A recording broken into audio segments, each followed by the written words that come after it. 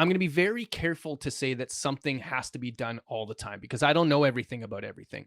What I'm saying for me is if I don't track whatever it is, I'm not going to get the results I want. That's what my experience has taught me. If I am not tracking, I am working with my eyes closed. I don't know where I'm going.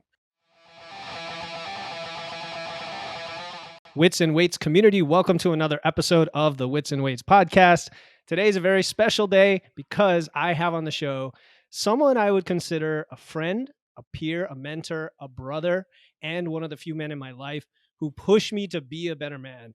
The one and only Carl Berryman of the Inspired by Impact podcast.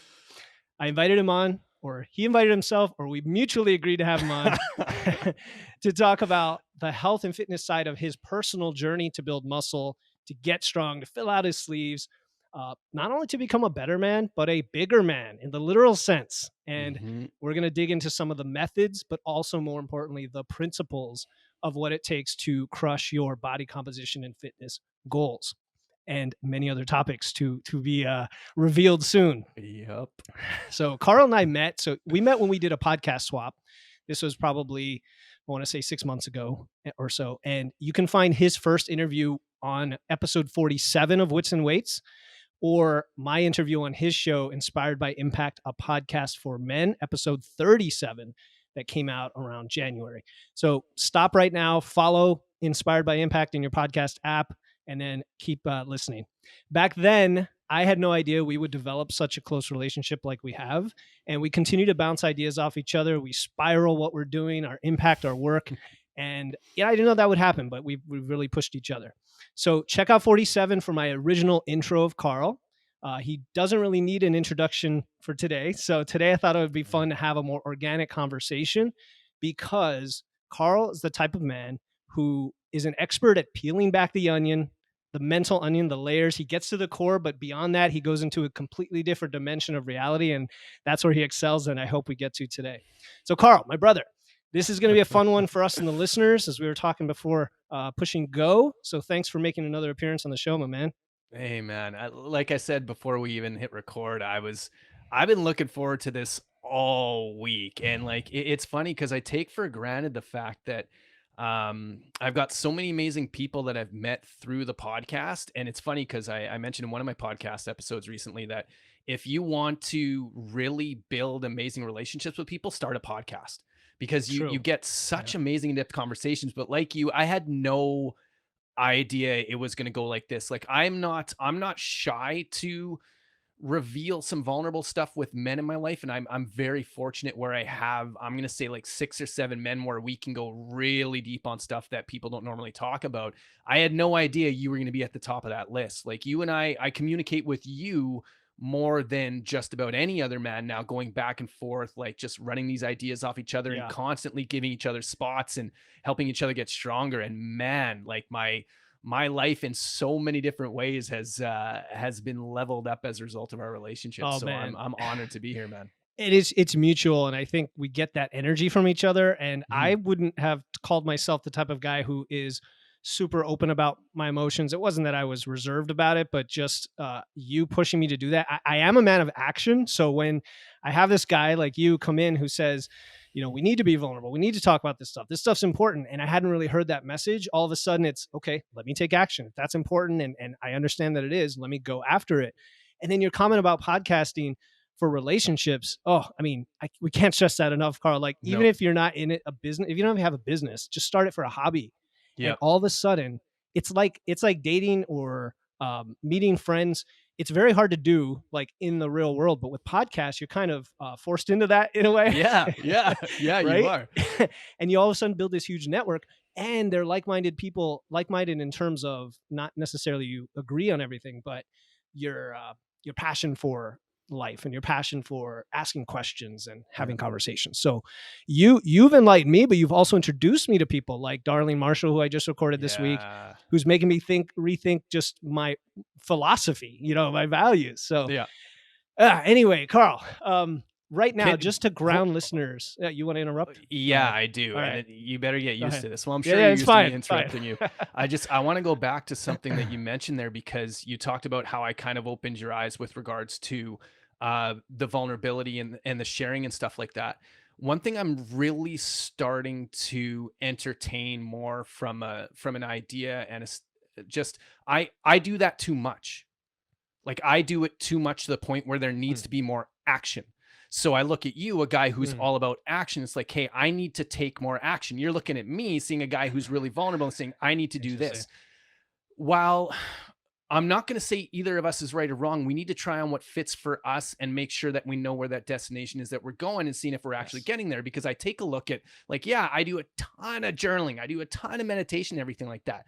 But at the end of the day, is it taking me closer to where I want to go? If the answer is no, then maybe I need a little bit more action. If the answer is no, when I'm doing a ton of action, maybe there is a little bit more introspection I need to do. So there's definitely no right or wrong. And I love that we are, for lack of a better expression, kind of a yin and a yang, where like I'm Yeah. I'm I'm feeding off of that energy that you put out from an action oriented standpoint, and then you can kind of feed off the peeling back the layers of the onion to get to the core of things for me. So neither is better or worse than the other. We need to figure out what works for us, and then if action is that thing that works for you and it needs to be like an 80-20 split, do that. If introspection works for you and it needs to be 80 in terms of introspection, so you can make sure you have a hyper laser focused 20% that gets you to where you want to go, then that works for you. But it's no different than what we're doing with our meal plans, what we're doing with our workouts, like really trying on what might fit for you, giving it time to see if it actually does, and then running with it.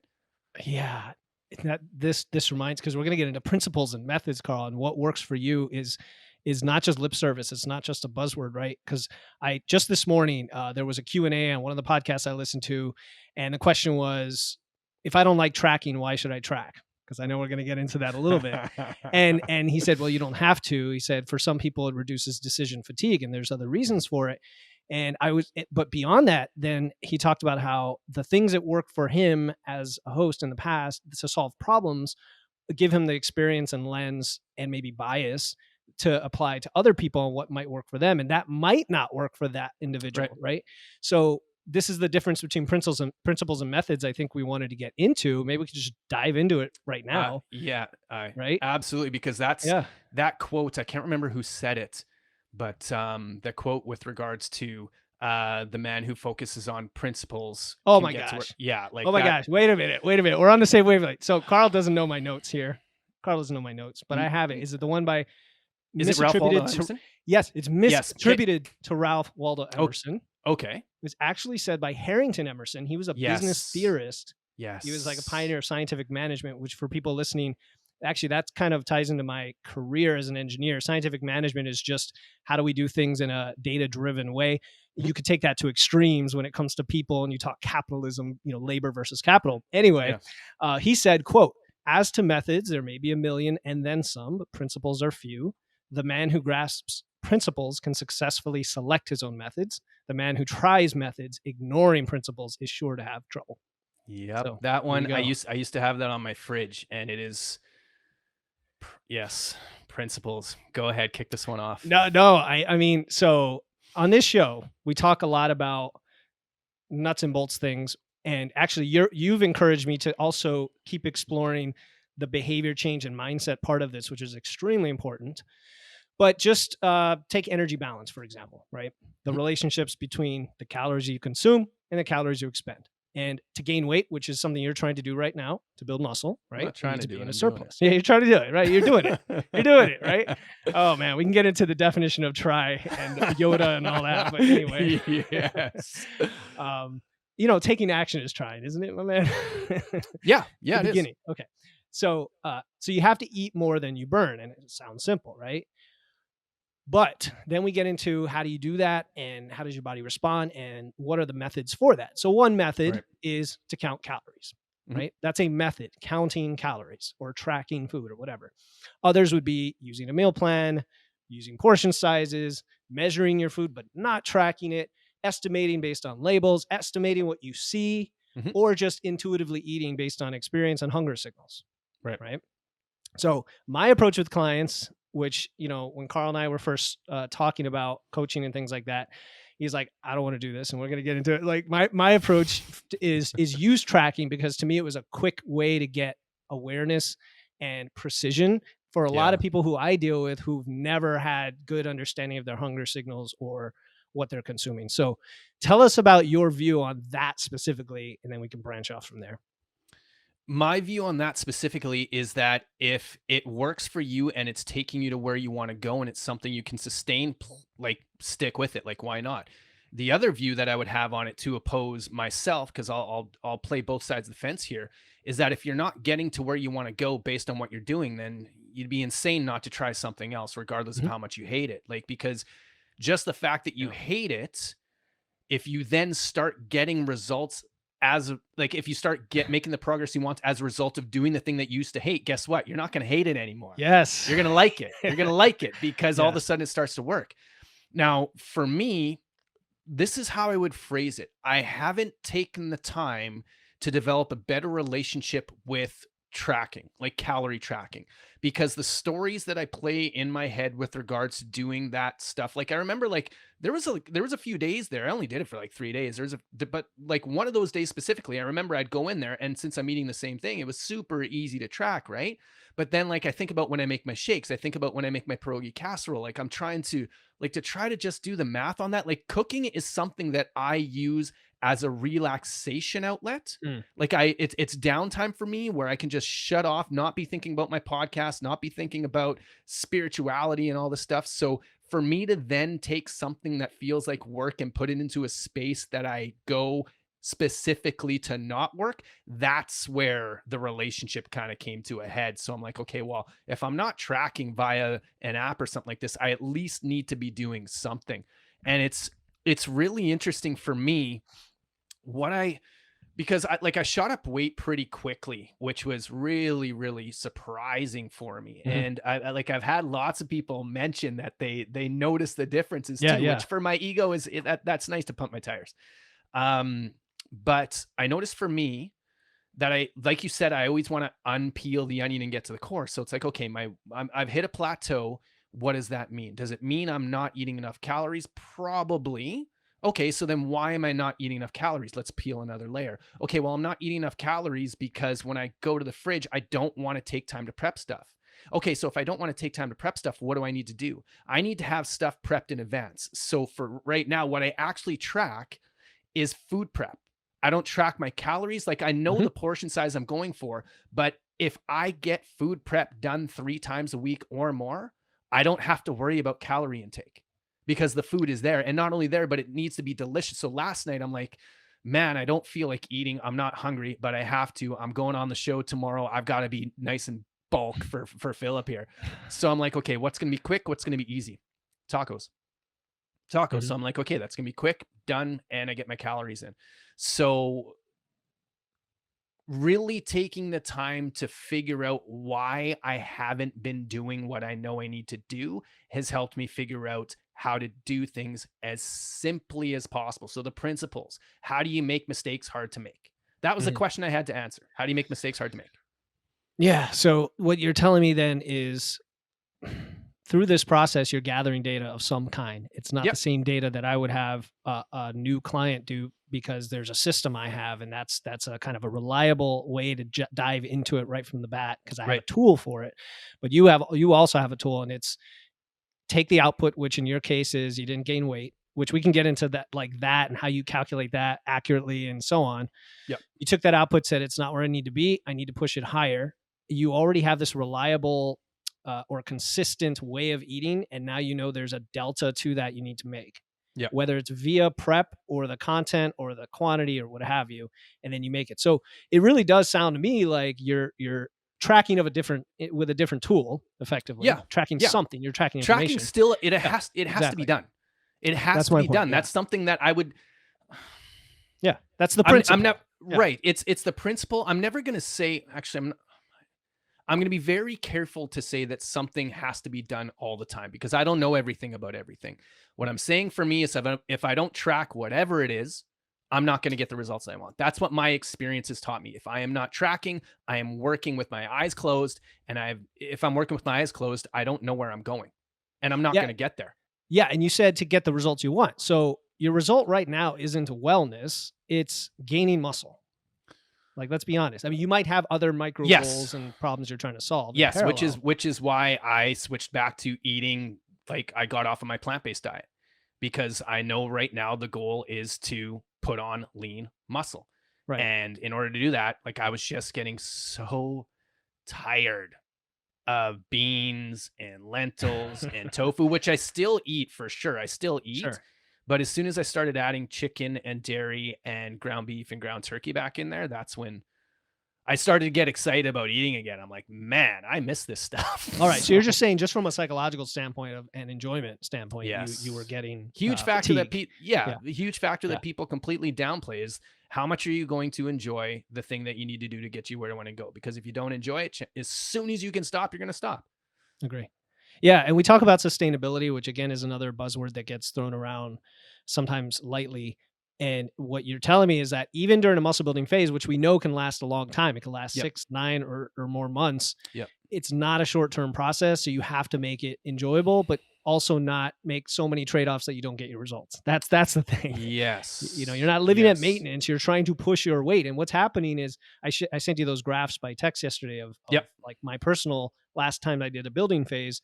Right, my expenditure went up by about 600 calories over 6 months, which is actually pretty typical for Yep. my size, and then which is about 25 calories a week that I would have to increase my daily intake to keep up with that. Which 25 calories isn't a lot, but it adds up over time, right? Yeah, it's like anything. Like when if you're going to do bench press, when you start from one end and then you start making your gains, and all of a sudden you get to that point where it's really heavy. Now you've got to start going up by like 5 pounds instead of 20 pounds, or even 2.5 pounds for some lifts Yeah. instead of, yeah. So it gets tough. I trust me, I know right now force feeding myself is I'm looking for ways, not looking for ways around it. I'm getting very strategic about how and when to force feed myself. So So do you see it as force feeding or like I want to get into that okay, because okay. people So listening. language Yeah. is really important. So I'm really glad you brought that up. Yeah. I don't see it as force feeding. I see it as eating when I'm not hungry in order to get to where I want to go. So Yes. this is a part of the process. It's no different than me. So today at bench, I was super pumped about it. I want to make sure this happened today.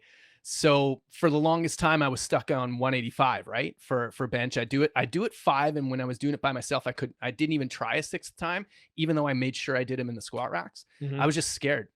Okay. A couple weeks ago, I get a buddy to come help me with 190. We get 190 times up 5. Next week, I do 195, and we get that up 5. The 5th one was really hard. So today, I tried something different where sets 1, 2, and 3, I didn't go all out, or sets 1 and 2 because I do 3 sets. Sets 1 and 2, I didn't. So got up to 205, and like 4 was, I'm not gonna say easy. It was very manageable. 195, the second set that I did for 4, super manageable. Like super manageable because I changed my mindset around what heavy was. So with regards to force feeding, it's not going to be force feeding. It's like, no, this is me just feeding my muscles and being the person and the man that I say I want to be. That's what this Yeah. is. So I'm going Yeah. to choose to entertain that story as opposed to it being a painful story. Yeah, and I think that's important for people listening because there are different types of coaches out there, right? There's some that focus on wellness and health. There's some that focus on longevity, others that focus on performance, and some that focus on aesthetics, right? And these are all different Yep. goals. And what you're going after here is ultimately it's going to be an aesthetics goal once you lean out, but you're really aiming for performance right now. And like you just said, trying to push your lifts and Yep. eat to fuel and perform. It's okay to do that. Like the fact that you don't feel hungry is your body telling you this is a slightly unnatural state you're in physiologically. You're Yep. pushing yourself away from homeostasis. Same thing on the Yep. other end. We have hunger. I get questions all the time like, how do I avoid hunger during fat loss? The answer is you can't. You don't. You can't avoid it. And you don't want to be playing tricks, but you can make it manageable. You can learn about hunger. You can learn what hunger means and Yeah. separate physical from physiological hunger and so on. Yeah. So yeah, man. So let's see. Tell the listener what you're actually trying to do and where you came from before, because I understand that you maybe in the past struggled with gaining weight or the thought of gaining weight, or you kind of quit too early in the process. Tell us about that. I struggle with the commitment to put on weight. That's just all there Okay. is to it. I gave Mhm. up way too soon. So ever since I'm 43 now, ever since I was, man, I don't know, 10, I've wanted to be one of those bigger guys because like my older brother would have the Muscle and Fitness magazines. He'd have the benches at home with like the brown plates with the sand in them, whatever. And Yeah, so I'd be yeah. working out. I always wanted to be like, I wanted to be big and jacked. And then I guess around probably, I'm going to say 35. So not all that long ago, relatively speaking, I gave up on that. And I'm like, you know what? Work with what you got, Carl. Like you're a lean guy. You're super agile. You're fast. Like, let's dive into that and do the best you can with that. So, um, back in 2021, early 21, I made a really radical transformation. I didn't lose very much overall weight at all. And my body fat percentage only went down by 3% from 15 to 12. And I went from like 151 to 148. And I looked jacked. Like I Mhm. looked great. And then fast forward a couple years and my regular weight is around like 139 to 141. And I remember Jenny Lee had talked about pictures that when we first started dating like 10 years ago, that I would send to her, and I looked bulkier. Like I looked good, but there was a lot more mass on me. I'm like, man, I want to get back to that. But every single time I would go on a bulk and I couldn't see my six pack, I was like, forget it. Yeah. Forget it. Like I'm not doing this because I want to see my six pack. Completely forgetting one of the main principles I preach all the time, which is half of getting what you want is knowing what you have to give up to get it. And for me, I've like right now, sure, if I flex hard enough, I can see my six pack, but I'm just not about that right now, because the reason why I wanted to put on muscle mass before was for aesthetics. The reason why I want to do it now is because I'm realizing, and I've learned this from you, Philip, just how proportionate longevity and performance in later years is with the amount of muscle you have on your Mm. body and the Yes. quality of that muscle. So it's like, hey, this is only going to keep getting harder for me to put on muscle. So if there's any time, regardless what age you are, the time is now. So I need to put Time this is now. muscle on now. I need to get up and get as heavy from a muscle standpoint as I possibly can right now and just stay 100% dedicated to that. Because, yeah, I'm a lean guy. I imagine it's probably not going to be that difficult for me to shed some stuff if I want to. But more importantly, like I want to be that personal trainer in my 70s who is schooling the punks. Like There you just go. schooling them in every I hear you, man. category, like walking up to the bar Yeah. and doing 3 plates for a warm up. I want to be the guy who's doing box jumps that's still up to my shoulders. Like I want to be that guy, and that's never going to happen if I'm not willing to make this very short-term sacrifice. Like think 12 months may sound long to a lot of people, but if I've been trying to do this really since I was 16, if I'm being honest, we're going almost 30 years there. Yeah. So 12 months compared to 30 years, that's pretty short. Yeah. And there are several principles in there that the listener should understand. We do cover it on the podcast a lot, but in case they haven't heard about it, and one is the longevity and health that comes from having lean mass. It really is the crux of so much of, Mhm. if you think of the opposite of what happens with most people. You get older, you get more frail, you lose significant body mass. I mean, Carl's been working out for years. So you've kind of maintained or at least done a little bit of body recomposition over the years. Yep. I could tell from your physique, right? Whereas most people just haven't even done that, right? They've been Right. living a sedentary life, myself included, until when I was almost 40. And at 40, at 50, at 60, I've seen people time and again start to strength train and everything just starts to get better. Yep. Carl, I hear this all the time from clients, where we start with a weight in their mind. They need to lose weight, right? They need to lose weight. And I'm like, okay, well, hold on. We're not going to do that just yet, right? We got to figure some things out first and Yep. have some fun with these new tools and processes and habits. Let's have fun with them. We always gamify things, try to have things that we track and whatnot. And I tell you, almost to a person, what's my PR becomes like the driving question of the day, Yeah. Yeah, right? absolutely. For That's them. such a good feeling. It is. And Ah. then what'll happen is maybe after 2-3 months, we've done all this, they've gotten super strong, and we do a fat loss phase. We got to learn that, right?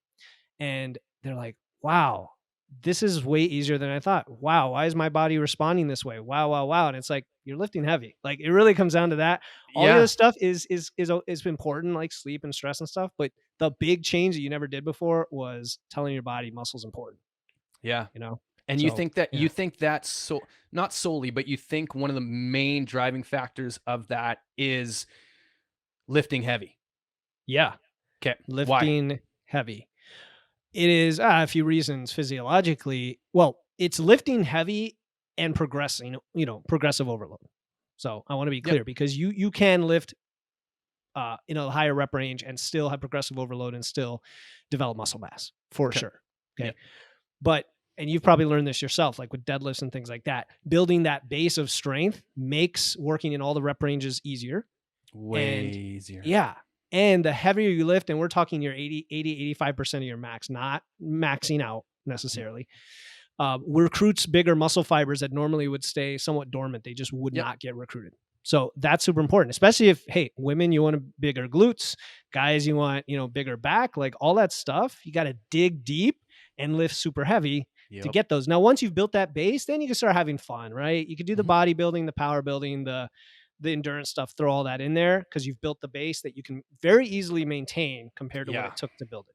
Yeah. Yeah. One thing I want to add to that too is I was thinking about this today. Like, it's amazing the mindset shift from when I did 185 on the bench today to say even 3 weeks ago. Like 185 Hmm. would have made me nervous 3 weeks ago. But now, since I did 195 the previous week, I'm like, there's no reason I can't do 185. And today, like 185 for 4, if I were to go all out there and I had a spot, there might have been 8 reps there. Mm-hmm. Like it was not hard. And so Yep. where I'm going with that is now I've conditioned my mind to redefine what is hard for me. So after I'm done this strength phase and this building phase, however long this is going to be, imagine what's going to happen when I go down and I'm doing higher reps, but I'm doing them with a heavier weight now because it's like, no, I've done Yes. I've done 225 for bench now, and I'm using that for sets of 4. Now all of a sudden when I'm going to do my 8 to 12, I'm using my 185 Yes. because just the mental idea that now this is light compared to what I normally do. Yes. Yeah, And so it translates into all the accessory movements. Like if you go yes. after all these deadlifts, like months of progress, then do some rows. Just watch how Oh. much heavier you can go, right? Yeah. Yeah. Yeah. So what now? Let's turn that around and understand that at some point you may. So you have a weight plateau right now that you're pushing through. Yep. You may at some point have a lifting plateau, just because the more advanced you get and the stronger you get, the farther in between the PRs come, and you're a little bit more sensitive to recovery, to stress, and sleep. So if you have just Yep. one day where you get 6 hours of sleep, or one day where you lift earlier than later, these little variables can make a difference, and all of a sudden you may not be able to hit the reps. Yep. How are you going to handle those situations? Oh, it's the same way that I handle it anywhere else. It's knowing in advance that it's going to happen.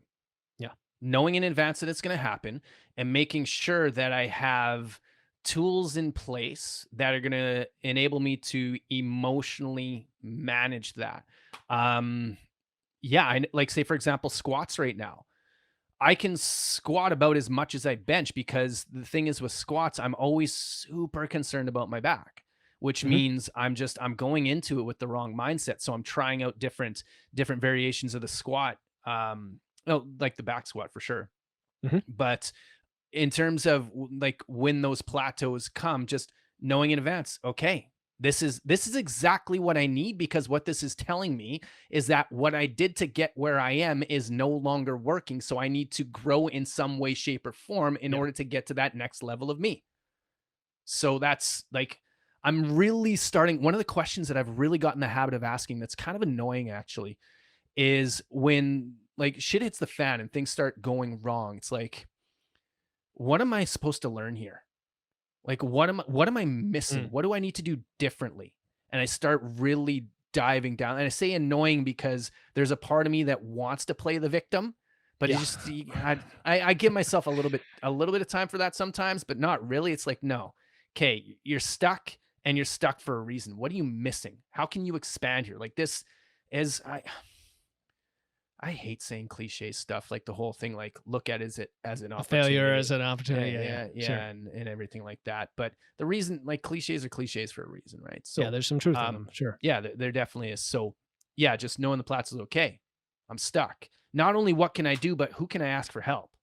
Which is what you and I do all the time, right? Yeah. It's like who can I ask for help? Who can give me a spot on this? Who knows more than I do? Which I've got a lot of people who know a hell of a lot more than me. Um, what can I ask them in order to help me get through this? So who Yeah. can I lean on right now? Who do I need a spot from? Like mentally, emotionally, physically, in any way, shape, or form. And don't you find that and I totally agree. Both wins and struggles reaching out to people. And I want to bring up both because like this morning, a guy said yes, he's going to be in my podcast. I was super Mhm. excited. I'm like, I want to tell everybody, like I want to get Yeah. that validation and support from people who know that I'm trying to do this and that this is a successful outcome of what I did. But similarly with the struggles, if like you just said, reaching out to your support structure, sometimes information online, Google, whatever, that you can look that up to try to help. Yep. But there's nothing like another human being that you connect to who could just raise that up to the next level, right? You think that? Oh, Yeah. 100%. Like Yeah. there's a time and place for both. The latter in terms of reaching out to somebody, because what I'm going to find is I actually, Bobby T, I had a really Mhm. good conversation with him yesterday, and he pointed out something to me with regards to my language that Okay. if I'm struggling with something and I go and Google it, I might not be asking the right question There because you I'm go. stuck in some type of tunnel vision that this is the problem I need to solve. Whereas having a conversation with somebody like you or somebody like Bobby T, what they're going to say is, Carl, do you realize what the real problem is here? Like, it's got nothing to do with what you think it is. Like, did you hear what you just said? There you go. So you've got that outside observer, which Google will never, like, friends will always be able to give you answers you can't Google. Yeah. So that's That's why it's so important to have those people in your life that a are willing to step up and say, "Okay, this is what's really going on." Like you're looking what you're seeing right now is not what's actually going on. So I'm gonna give you the truth here. It's gonna hurt, but they're doing it with love and compassion in order to help you. So yeah, friends over Google, 10 times out of 10 for me. any day. Well, yeah. Until AI gets to that level. No, Ah, just kidding. I don't want to get yeah. in there. So No, we I want won't. to I want to rephrase what I just heard you say, right? Because I think of it also as challenging the premise of the question. Meaning you're asking a Yes. question. I'm struggling with this. How can I fix X, Y? And it's like, well, you're asking the wrong question, right? Yep. Your struggle isn't this, it's this. And I could just give a very practical example that comes to mind. And somebody asked me the other day, how do I do these like exercises for some muscle group? And I said, well, why are you asking? Well, because I can't squat. And I'm like, oh, okay, well, it's the wrong question, right? Right. Like How we do need I to work on squat your properly? squat, right? What's wrong with my squat? Anyway, that was a very very high level example, but it's a Yeah. good one. Yeah, So then, absolutely. so speaking of your support system, then if you think of just this muscle building phase, because I've seen a lot of change in you mentally. I mean, obviously physically, I haven't been monitoring your physical numbers Oh, you haven't been getting the closely. selfies and I've Yeah, been yeah, no, taking no, the I with have, but just you my know what I shirt, mean, eh? right? You're not like submitting check-ins or anything to me. But mentally, how have your brothers in the support system contributed or detracted from? I know they're not detracting, I hope, but how are they contributing to this process since you started? Mainly like the guys I have here in Winnipeg, it was just really nice they're not shy to give a compliment. So we all went out and we went to this place called Activate where you do kind of like these skill games, but they're also physical games, Hmm, right? So there could be okay, climbing, there could be basketball, there could be sounds lasers, like like fun. going, Yeah, yeah, yeah, it's awesome. And when we got back, I was making burgers for everybody. So I'm in the kitchen and they're like, Carl, your arms look jacked. And then I nice. was like, oh, cool. Like Jenny Lee tells me that all the time, but that's a biased opinion, right? And so they tell me that stuff and it's like, yeah, okay, it's like I see myself every day, so I don't really know the difference. So that's how they support me there. But then also just something as simple as like Bobby T, for example, will ask me how it's going. And this Mm, is the one of the things that I found I need to shy away from with regards to online communities because I know online communities are all about like one of the main reasons people go there is for accountability, and okay. yet people don't hold each other accountable. From my experience, some do, some don't, and the way you hold people accountable is simply by following up with them. And so I've got brothers in my life who are following up with me with this stuff, and just note like you. I know we're going to be talking about this not just today, but all the time. So it's like if ever I feel like not Hmm, doing the food prep, if And that actually, I'm really hoping we can get into that muscle up I did the other day, because this is a perfect transition into it of Sure. how Let's you've do it. inspired some change. So inside, like whenever I'm having, well, I do it almost 7 days a week, but I do my journaling experience, right? Every morning. And so the whole point of it is to, if I'm having a problem, I want to find a solution and I want to be able to take action on it like today. So the problem I wrote down was I plateau with my weight, which means there's something I need to test, track, and manage to get back on track. What is the smallest and simplest adjustments I can make that will have the biggest impact? So for each area of the prep work for me, this in this case being physical health and fitness, right? I have usually, like, I've got a lot of sources I go to for inspiration, but I'll have one book for each that just is like the Bible Mhm. for that area. Atomic Habits is for physical health and fitness. So the quote I got from there was, many people begin the process of changing their habits by focusing on what they want to achieve. This leads us to outcome based habits. Mm. The alternative is to build identity based habits. With this approach, we focus on who we wish to become. Mm. So, really long story short, with this one, I decided who I want to become is a success story for Philip, because I don't want to let you down. I Interesting. don't want Okay.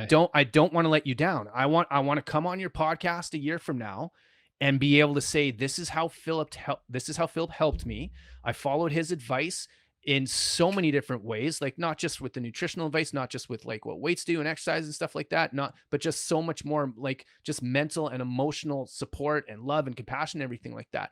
I want to be the type of person that follows through for my brothers to help my brothers out. So this has to be about more than just me. I don't want to let you down. As soon as I make it about somebody else, for whatever reason, we have a tendency to stick to the things that we want to do a lot more. So I don't want to let you down. So I did something the other day that I've been trying to get myself to do for months. And I don't know why it's so stupid. It was just making shakes, like prepping shakes, having those prep, because I know Mm. when I'm not hungry, they're super calorie dense and I can get them in, and it's good. If I'm Sure. like all of a sudden something comes up and I don't have time for anything, I can bring it with me. Yeah. So I said, okay, as soon as I'm done this, my one small, specific, and simple action was to go to the grocery store, get what I need, come home, and prep before I do anything else. And I did it. So now I got 4 more shakes sitting in the fridge. So long story long now. I don't want to let you down. No, and that's that. I'm thinking about that as well now that you brought it up, and I knew we'd learn things on this show, and I hope people listening to this take that. It's I think you took the identity based habit and then you enhanced it with this asterisk of let's make it about somebody else that we care about in our life, and just make it so deep and so driving that any deviation from that means we're letting that person down in addition to ourselves, which is Yeah. really powerful. Yeah. It's Yeah. like, rather than it just be, so the I am statement isn't just the identity thing, isn't it just about who I want to be? It's who I want to be for this person or for this community. Like the way that I look at it, I have to be the guy that is leading the way for all the brothers. I have to Yeah. be. I Yeah. and the only way I can do that is by just living by example, right? Mhm. So if I just don't make the shakes or I stay where I am, that's not me. Cool. So now let's get into the day to day here, right? Of Okay. your process to achieve that, because you mentioned the shakes and we talked about tracking and things like that. How do you measure everything going on? So besides scale weight, which we talked about on this show, and just to recap, at least my philosophy is your daily weight on the scale can fluctuate tremendously based on fluid Yeah. and based on inflammation and other factors. Oh, for women, based on their cycle, bloating, how many carbs you had, et cetera, et cetera. There's like 20 different factors.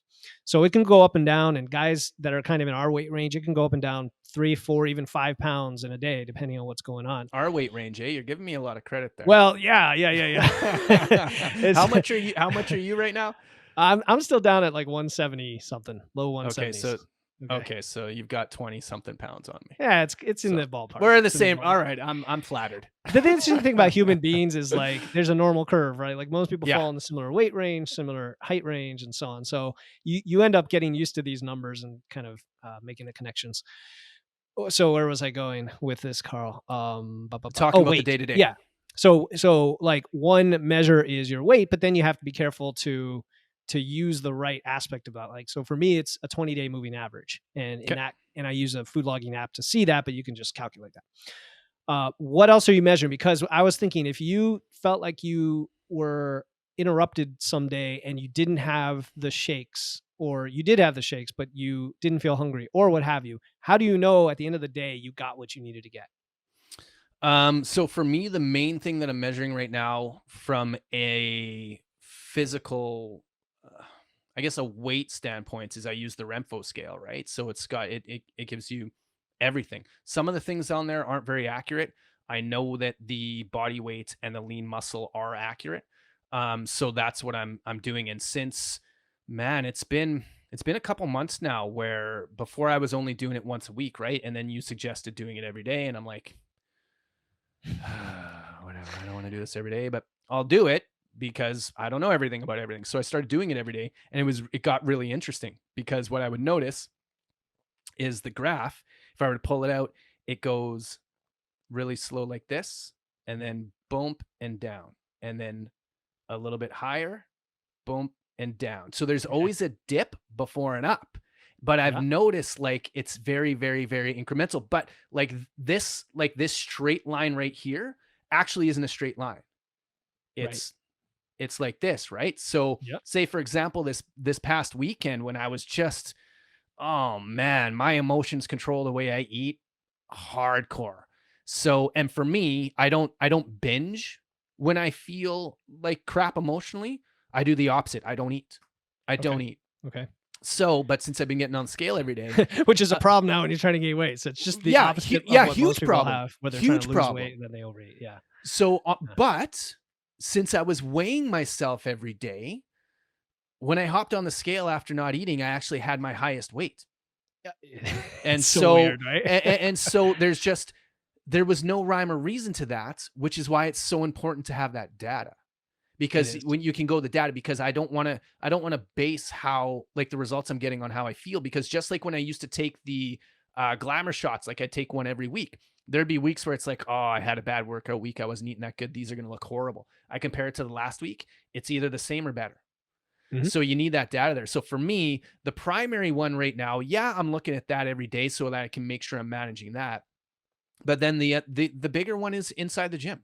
Like Yeah. I want my lifts to be going up every single workout in some way, shape, or form. Like if I'm doing the same number of reps, was rep number 5 cleaner than last week? Am I going up in weight? Am I getting to 6 reps instead of 5 today? Awesome. So Mhm. just those are what's most important. And but also like third on the list there is the aesthetic part of it, right? Like I'm just, how are my clothes fitting? I've got the one shirt that the arms are definitely tighter, and Mhm. that was my goal going in. So now I'm gonna have to buy a bigger shirt because I thought it would All take me right. way longer to fit into this shirt, but it's tight now. Um, so that is also important. Um, Okay, so if backing off a bit, so you're going by your lifts, but what if you said you were in a weight stall for about a yep, month now? yeah. Okay, so what's going on there? What's going on there is I haven't been accurately, so I've got my food prep down. Okay, so that's good to go. And that worked for me to get me to where I am now. And now I'm at that point where I need to try something different. So starting next week, I'm going to be tracking something different. So the thing I'm going to start tracking is my shakes plus 3. How many, and by shakes plus 3, I mean 3 meals. If I get in my shakes and 3 meals, I'm making a hypothesis that that is going to help me break through the plateau, because that will up my calories. So, but I want to have data on that. So, and for me, when I say my meals are, I know even without tracking them that they are the same, because if I've done my food prep and I'm only eating out once a week, the only option I have is to eat what I've prepped. So those meals are done in advance. So it's not like, oh no, I am eating 3 more meals, but I went out here and I went out here, and there's no variation Right, in what I eat. I eat the same 3 things every single day, right, every and single day. yeah, and that's important. The routine is important. So for folks listening, and here's the thing: having that routine for some people would drive them crazy. Right. For me, it's Yeah, super easy. Don't get me uh, wrong though, like but it's not every single day for months. Like the whole, it it has to be shifts, something I right? enjoy. Yeah, Yeah. Like so the menu will shift. So yeah, like spaghetti's on the menu, pierogi casseroles on the menu this week, and sure. tacos are on the menu, and then I've got my breakfast burrito. And so anyways. So I'm so hesitant to like want to challenge you, Carl, here Well, no, because I'm the isn't that host. the point of this conversation and this That is relationship? that is the host, yeah, and it's the going back to the tracking thing. I'm like, I hear all Hold these on, but ways. before you Yeah, say yeah. this, why are you challenging me? What is your intent? Okay, my intent is to have you think of all the different perspectives of why or why not you're using or But why? avoiding specific tools, so that you get more precision and progress. Okay, so you are looking Yeah. out for me by challenging me. Oh, there you go. All right. I was like, where are you Right? going with this? So Yes. I Yeah. should be inviting this, and that's one of the things I was really looking forward to here. Good. I Good. know I'm in a plateau. I know Philip's gonna challenge something I Yeah. have. In other words, he's gonna cause me to step outside my box, which is only gonna lead me to where I wanna go. All right. So challenge me all you want. So just going back to the tracking thing, because I hear all, I don't want to call them rationalizations. I want to call them They could be. their techniques you're trying to come up with and be clever and think and solutions to the problem of why is the weight stalled, knowing that you need more calories. Like, just break it down very simply, you need more calories without actually measuring the calories, right? Right. You're indirectly, with proxy measures, measuring the calories. And if you were eating like a robot and literally the exact same thing every day for months on end, like bodybuilders do, Mhm. I could see that almost having a meal plan, which is its own box for some people, right? Having Yeah. a meal plan, that I could see you making the progress. But then I hear that what you're doing right now isn't working, right? So then I go back to tracking. I'm like, what is the real problem you have with tracking? One of the problems you said was you don't like the stacking that on top of something that's relaxing, which is prepping your food or Yeah. cooking. Right. And then I might ask, well, is there a different way you can track that doesn't do that? Like tracking it afterward, like tracking it an hour later as part of your journaling or documentation, or looking at your other numbers, or what have you. It could be taking a picture in the moment of what you eat and then later on tracking it, separate from that activity. Just one little thing that came to mind. Is that the only problem, or are there other things about tracking that are just not going to work for you?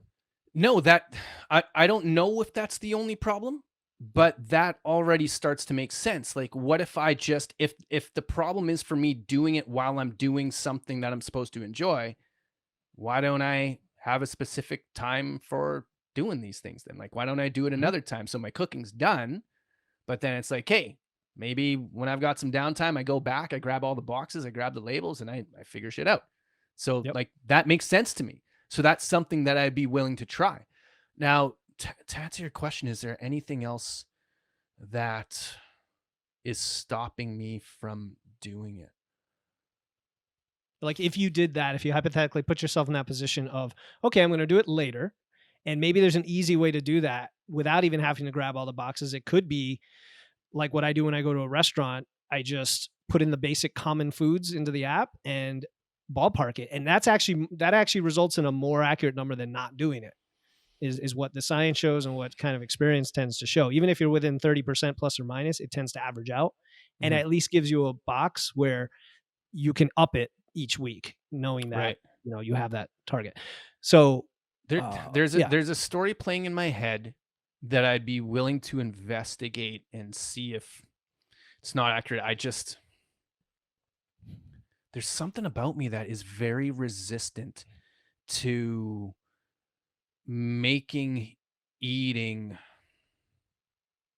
like it almost doesn't even make sense trying to say it out loud. I'm not quite sure. Yeah. See, I'm not trying Making to eating a rationalize it. I'm cold, like, data driven yeah. thing. Yeah, like I don't I can do it like I can do Because it it's a inside the human gym. experience. Yeah. Yeah, I can do it inside the gym, so I'm not sure.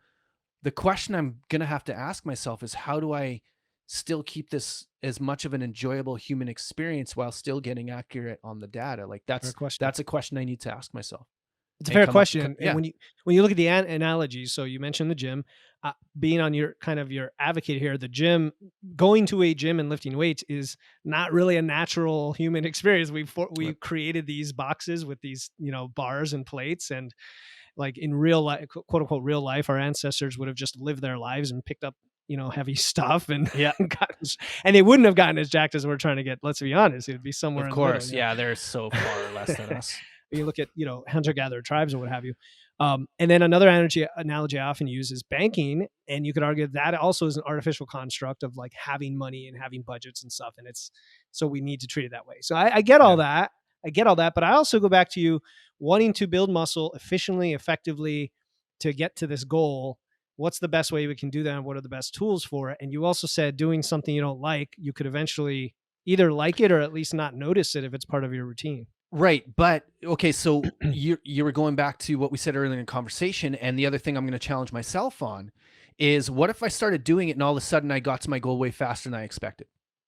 Like, what if instead of me saying, "You know what? I don't like doing this because of this," what if I said, "You know what?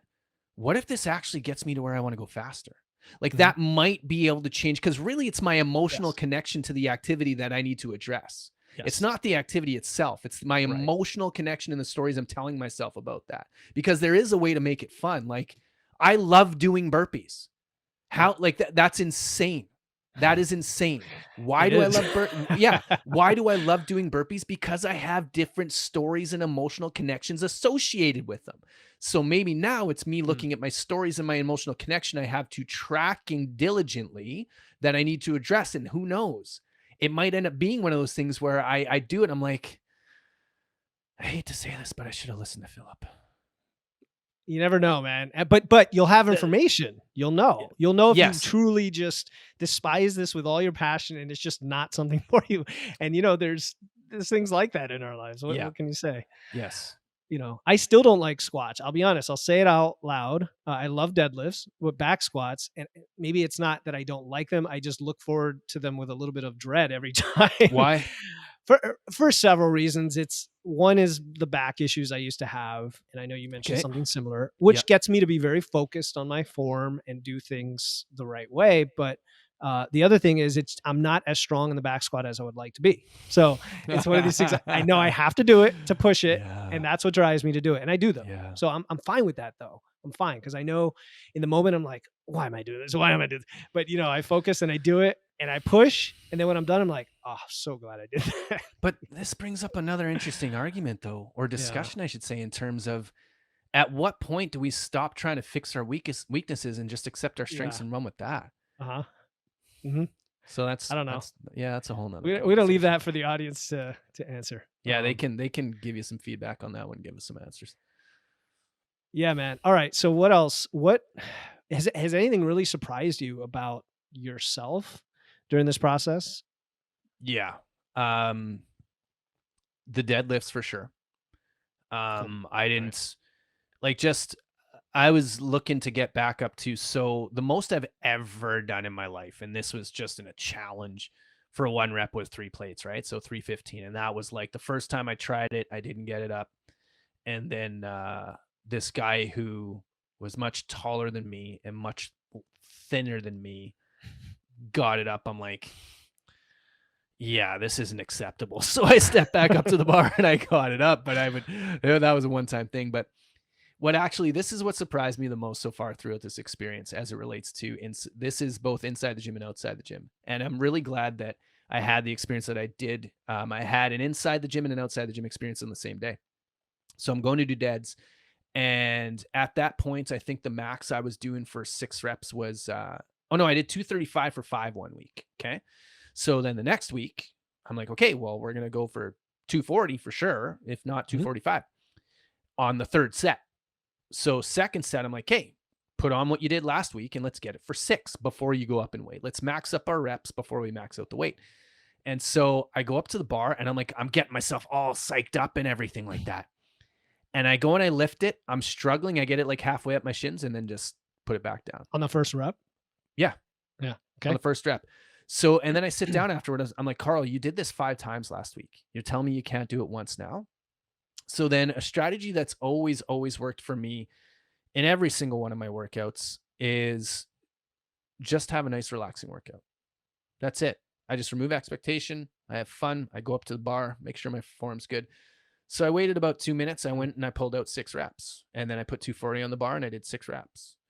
And so it reminded me to just relax, not put so much pressure on myself. And it was Mm. funny because later that day, I was about to have like one of my emotional breakdowns. And what that looks like for me is I get anxious, I get nervous, and then I cancel things and I just shut down. I'll either watch Netflix or I just totally seclude myself.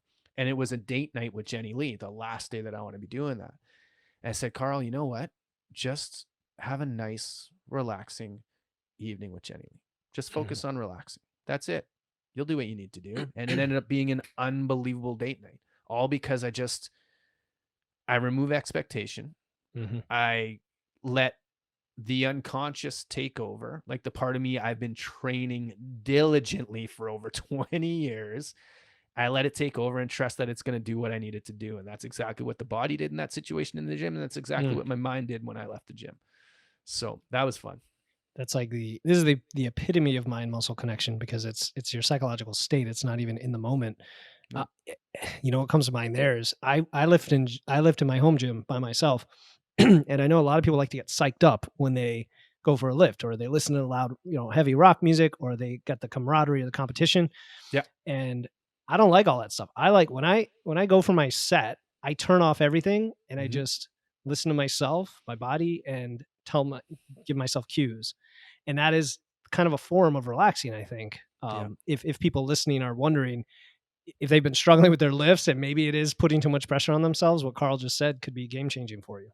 It's a form of relaxation, but it's also a form of strength in Mm. that, like, because for me, what I do now, whenever I'm working out, I always listen to a podcast episode that I'm going to be posting because I listen to the nuggets. But as soon as I get ready to do my set, pause, Yeah. put it on pause all the time. And it reminds me of something that Goggins said. He said, if you're listening to music while you're working out, you're cheating. Yeah. You're Oh cheating yeah. because you need, like, when I say it's strength, it's because fewer places where you be introduced to the demons that are really inside you than in the gym. Yeah. Like, if you shut everything else off and listen to the voices that are coming up when you're getting ready to do a weight that you didn't think you can lift, man, you're going to be surprised at some of the shit that those voices talk in your Oh head. yeah. And then being able to defeat those demons. Like today when I did the 205, like I told my buddy who was giving me a spot, I'm like, "Okay, I'm going for 2. We'll see if we get 4." And then as I'm sitting on the bench and I go to lie down, I'm getting myself positioned. It's like, you've never done this before, Carl, or I haven't done it for like 10 years anyways. Yeah. Yeah. And it's like, you know what? We are, we're going to crush this. And then sure enough, 2 was easy. And we got to 4. So it was nice Awesome. after the fact being able to say, like, yeah, those voices in my head, I'm going to turn the volume down on those guys. Yeah. Yeah. Man, enjoy it because you've got months ahead of you I to know. keep I know. I'm trying and looking forward to it. experimenting. 2 And plates on the bench is coming right around the corner. for sure. Yeah. Yeah. So Yeah. how do you know when you're done? How do you know when you're done and then like you've captured the flag on your muscle building process and then you have to switch focus potentially? I think you know my answer.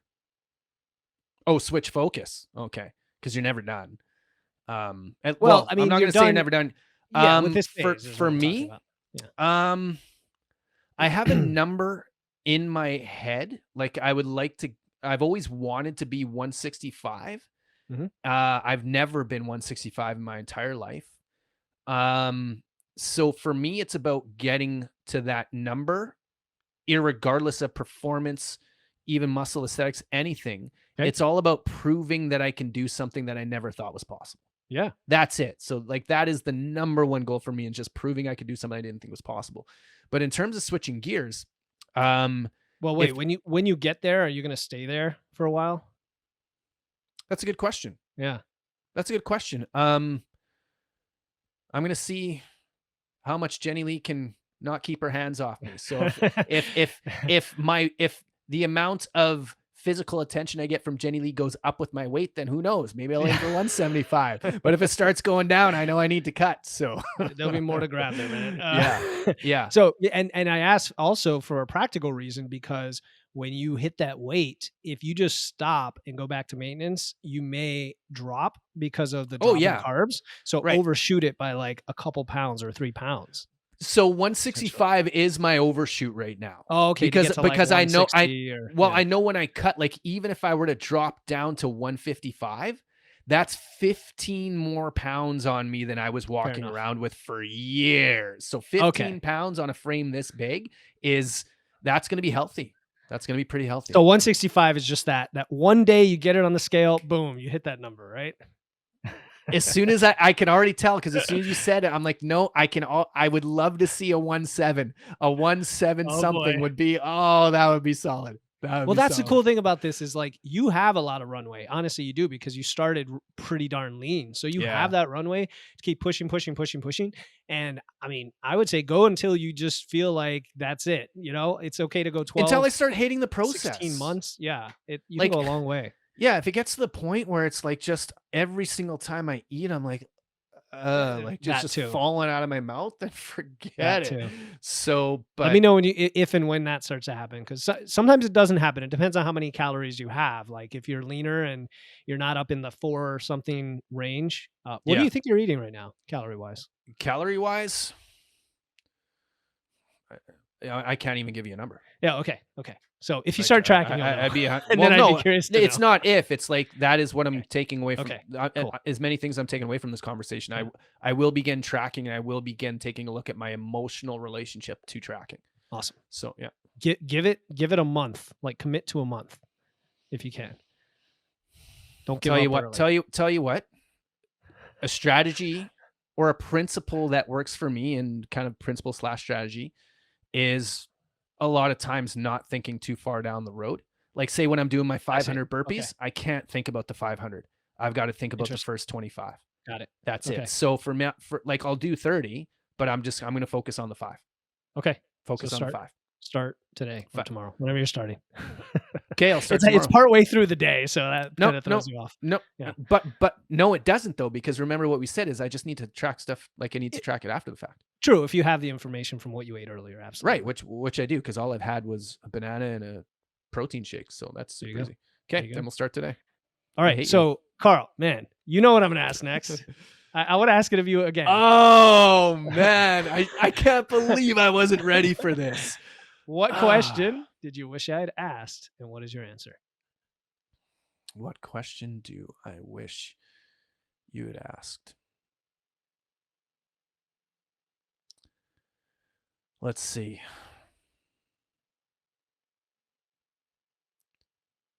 I'm going to go with the same question and give you a different answer. Because the question I asked last time that was, what am I embarrassed about Hmm. that I am ashamed that I'm embarrassed about that I wish I wasn't embarrassed about? And it's how little I appreciate and love myself for the work that I'm doing. And the reason I say that is because there's this awesome guy named Mark that comes into the gym, super nice guy. He actually works there too. I see him there this morning. I hadn't seen him in a couple weeks. He comes in, he's wearing a tank top, and he looked good. Like he hadn't even started working out yet. Like his shoulders were popping. He had some good Hmm. size. Like he looked better than the last time I saw him. So I went up to him as soon as I was done training my clients. I'm like, hey, dude, like you're looking good. He's like, oh, thanks, man. I'm like, you haven't even started yet. How do you look like that? Like that's like I want to look like that when I have a pump. And he's quite a bit bigger than me too. So I was jealous. And as I'm walking away, I'm thinking, Carl, like you look at all these people that you say they're doing good, and you'll even go up to them and say they're doing good. And you're comparing yourself to them, saying, I should be more like that. Like, what is it going to take for me to finally accept myself? What is it going to Hmm. take for me to finally accept that all this work I'm putting in is doing something good? Like, what is it going to take for me to be able to accept a compliment? Like, as soon as people give me compliments, I've gotten better at it, but I just shrug it off. Like I make some type of joke or excuse, and it's because I'm super uncomfortable with it. I'm super uncomfortable acknowledging the fact that all the hard work that I dedicate myself to is actually paying off. Is it any wonder why I don't like the process sometimes? Because I'm not taking the time to acknowledge Hmm. myself for the hard work I'm putting in. So I wish I didn't shit on myself as much as I did, and I really wish that I took time to acknowledge the work that I'm putting in. And is this a practice that you want to do more of for yourself, or is this learning to accept others' compliments? It's a practice I want to do more for myself, and I already have things in place that I've postponed. So I've got like I think I've talked to you about my cookie jar, and my cookie jar is just for those who don't know, it's literally wooden cookies, and you paint dots on them so it looks like chocolate chips, but on the other side you write down the date and something you've either accomplished or something that you at least had the courage to try. And Jenny Lee got me this cookie jar and she put like Hmm. 60 cookies in there for me. And there's all these things in there. The day I quit Canada Post, my very first 4-hour boot camp. And there's a lot of stuff in there that I tried and failed at. but I had the courage to try. And I went and bought 60 more cookies like 2 months ago, and I haven't made another one yet. Because to me, when I used to go in the cookie jar, I'd pull it out and it was like I use them for bookmarks, or in the morning right before I leave, I would just go in there to remind me, like, Carl, you've done some pretty amazing shit. Like, you need to stop and just take a breath and reflect on the fact that you are literally being the change you wish to see in your world. Like that, I've got it tattooed on my arm. I Yeah. am being the man that I want to be, and I have the practices set up for it, and I haven't taken the time to implement those practices. Well, dude, you've impacted my life for the better, and I know individuals you've impacted, and who they are, because there's people that are in our circle. Yeah. I want you to text me with that first new cookie you write up, Okay. and send me a video of it. So there we go. Okay. All right. Kate, I promise you I will have one done today. Yeah, and that's great. I mean, this is a form of gratitude for yourself, honestly.